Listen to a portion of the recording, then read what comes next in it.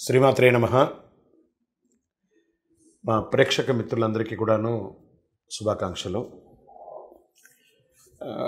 ఎప్పుడూ కూడాను ఈ మాస ఫలితాలు, తర్వాత సంవత్సర ఫలితాలు, ప్రత్యేక ఫలితాలు మాత్రమే కాకుండా కొన్ని నిత్య జీవితంలో మనం పాటించవలసింది, కాస్త తెలుసుకోవాల్సింది, నా పరిగణలో తెలిసింది, మా గురువులు మాకు నేర్పించింది, సద్గురువుల దగ్గర నుంచి సేకరించినటువంటి కొన్ని సమాచారాన్ని మీతో పంచుకోవాలని ఈ వీడియోస్ ద్వారా మేము స్టార్ట్ చేస్తున్నాం. ప్రతి వీడియో కూడా ఒక 2 నిమిషాలు 3 నిమిషాలతో కూడినటువంటి ఒక వీడియోగా ఉంటుంది. ఇది నిజంగా మీ నిత్య జీవితంలో ఇది చాలా అద్భుతాన్ని కల్పిస్తుంది. మీకు నేర్చుకోవడానికి, తెలుసుకోవచ్చు, చాలా విషయ జ్ఞానం కూడా పొందే అవకాశాలు చాలా ఉన్నాయి.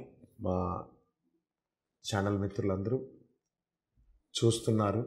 మళ్ళీ రిక్వెస్ట్, సబ్స్క్రైబ్ చేయండి, షేర్ చేయండి.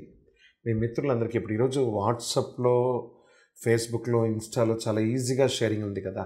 మీకు ఇది నిజంగా నచ్చింది అనుకోండి, జస్ట్ అలా క్లిక్ చేసి షేర్ చేసేసేయండి. ఆ పక్కన ఉన్న గంట గుర్తుని క్లిక్ చేసేస్తే మా సబ్జెక్ట్ అంతా కూడా మీకు వస్తూ ఉంటుంది. ఇప్పుడు శంఖం, ఇది శంఖం గురించి చాలామందికి తెలుసండి. ఆ శంఖం ఏంటి, అందరూ పూజలో వాడుతుంటారు. దాని ఫలితం ఏంటి, ఎందుకు ఆ శంఖానికి ఉన్నటువంటి విలువ ఏంటి, అసలు భారతీయ సంస్కృతిలో శంఖానికి ఒక ప్రత్యేక స్థానం ఉంది. అఖండ దైవిక వస్తువుగా శంఖాన్ని చెప్తారు. అది కూడా ఒకటి. శంఖం అనేది 2 సాంస్కృతిక పదాల కలయిక. అలానా అంటే ఏమంటారు? సమ్ అంటే మంచి, ఖమ్ అనగా జలం. మంచిది జలంలో దొరికింది. క్షీరసాగర మదన సమయంలో దేవతలకు వచ్చిన సంపదలో శంఖం కూడా ఒకటి అని చెప్పి పురాణాలు చెప్తున్నాయి. లక్ష్మీదేవికి శంఖం సహోదరుడుగా విష్ణు పురాణం చెప్తుంది. పురాణాల్లో ప్రకారం క్షీరసాగర మదన సమయంలో సముద్రం నుంచి వచ్చిన 14 రత్నాలలో శంఖం కూడా ఒకటి. ఆధ్యాత్మికంగా శంఖం చారిత్రాత్మకంగా కూడా ప్రసిద్ధి చెంది ఉంది. దక్షిణావర్త శంఖం ఎంతో శ్రేష్టం. మీరు కావాలంటే గమనించి చూడండి. దక్షిణావర్త శంఖాన్ని మనం చెవిలో పెట్టుకుంటే ఒక ఓంకార శబ్దం వినిపిస్తుంది. ఓం అనే ఒక ఓంకార శబ్దం కూడా దాంట్లో వినిపిస్తుంది. అదే గొప్ప, ఆ శంఖంలో ఉన్నటువంటి గొప్ప. శ్రీకృష్ణుడు మహాభారత యుద్ధ సమయంలో పాంచజన్యం అనే శంఖాన్ని పూరించారు.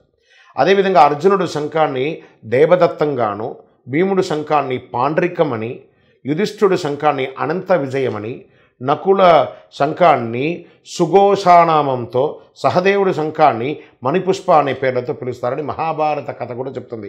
వారందరూ కూడా శంఖాన్ని వాడి ఉన్నారు. వైరి వర్గంతో యుద్ధానికి తలపడేటప్పుడు శంఖాన్ని పూరించడం అనేది యుద్ధ నియమంలో ఒకటిగా వచ్చింది. విజయ సూచిక కూడా శంఖాన్ని పూరించడం ఒక ఆచారం. లక్ష్మీ శంఖం సముద్ర తనయుని విష్ణు పురాణం తెలుపుతుంది.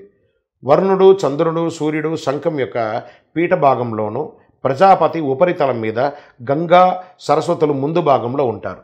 శంఖజలాన్ని ఉంచి మంచి కలశంగాను కూడా దీన్ని భావిస్తారు. ఇందులో ఉంచిన నీటిని పవిత్ర తీర్థంగా ఉపయోగిస్తారు. ఎలా?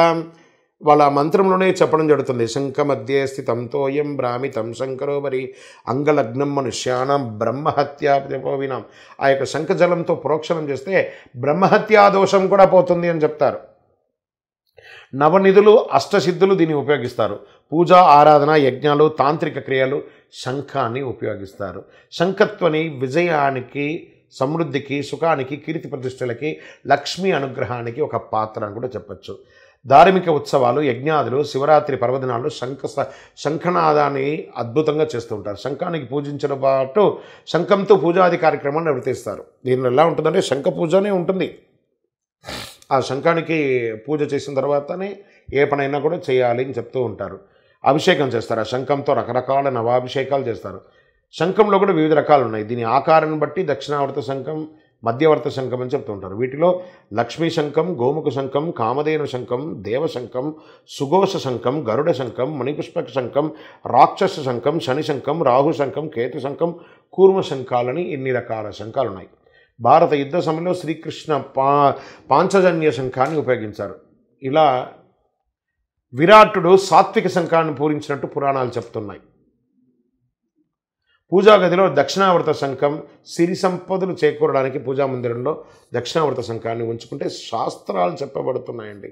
అంటే కుడివైపు నుంచి తెరుచుకొని ఉండే శంఖం అన్నమాట. దీన్ని దక్షిణావర్తి శంఖం. దీన్ని లక్ష్మీదేవి నివాసంగా చెప్తుంటారు. ఈ శంఖం ఉన్న చోట శ్రీ మహాలక్ష్మి కొలువై ఉంటుందని శాస్త్రం చెప్పబడుతుంది. అందుకే పూజా గదిలో దీన్ని ఉంచి అనునిత్యం పూజించాలని చెప్తూ ఉంటారు. ఫలితంగా దారిద్ర్యనాశనం. అదే విధంలో శంఖంలో పోసిన తీర్థాన్ని స్వీకరించడం వల్ల వ్యాధులు బాధలు అవన్నీ కూడా తొలగిపోతాయి.